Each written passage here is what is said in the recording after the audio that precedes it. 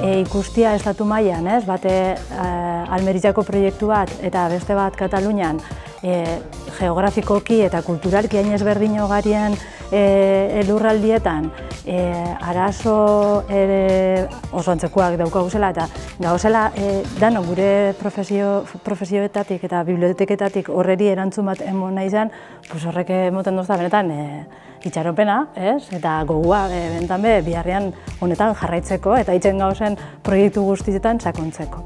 Interesgarriena nire ustez izen da Greziako kanpamentuetan dauden bi pertsona horien adierazpenak entzutea eta gure realidadetik apurtxo bat urrun dagoen inguru hori ezagutzea. Bibliotekak ja ez garila espazio itxi bat, materiala bilduma bategaz, ordenagailuak, egunkariak eta barregaz.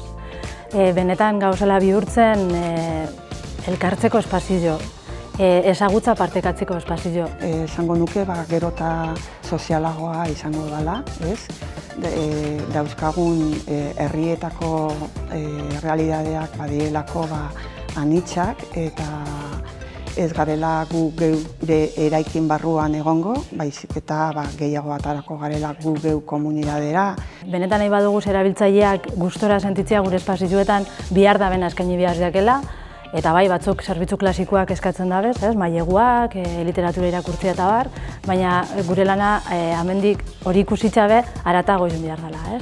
Gehiago izango garela ezain beste katalogatzen eta zailkatzen ditugun profesionalak, baizik eta lana topatzeko orduan laguntzaileak, edo gehiago gure figura izango dela gizarte laguntzaile batena.